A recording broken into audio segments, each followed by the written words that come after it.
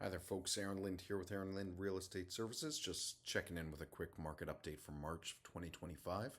I'm going to be talking a little bit about the stats between January and February of this year, and also February of this year versus February of last year.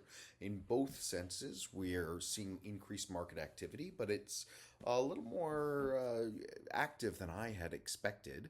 Year to year, we saw actually a 12.3% increase across the board and a 25% increase, 25.1 actually, between January and February of this year. Now, as the spring market heats up, it's not uncommon to be trending in that direction for more activity, but that 25% is a significant jump, and 12% is also a significant jump. So 2024 was a bit of a holding pattern, I think, in Victoria last year. Based on BC assessments, houses may have gone up 5%, may have gone down 5%, but they kind of held steady.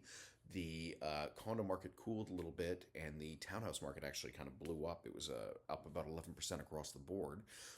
Now, year to year, this time around in February 2025 versus February 2024, we've seen a 4.5% increase in house sales, a 26.3% increase in condo sales, which is quite significant, and actually a 13.2% decrease in townhouses.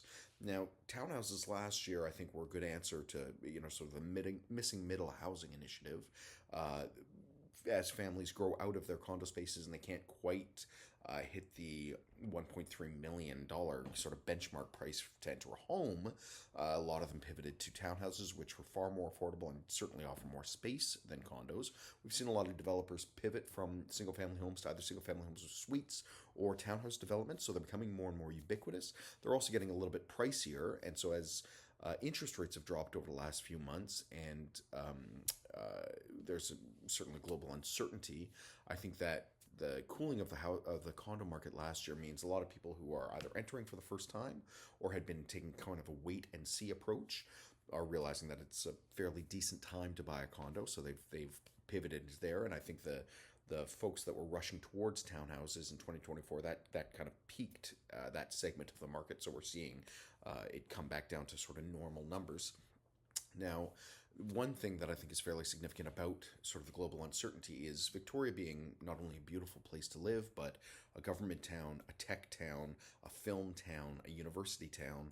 Lots of those things are not recession proof, but a little more protected in times of austerity.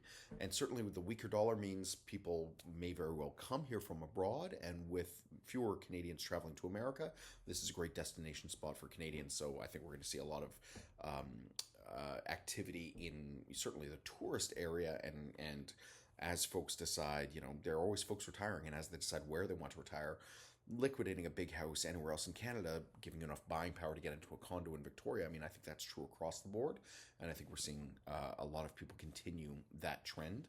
So I don't expect that that trend will ever dissipate, and that's another thing that makes Victoria a little more protected during these uncertain times. That's a quick market update. If you have any questions, concerns, or just want a sounding board to maybe toss some ideas around with, I'd be happy to be at your service. Feel free to reach out anytime, and we'll see you next month. Take care. Bye for now.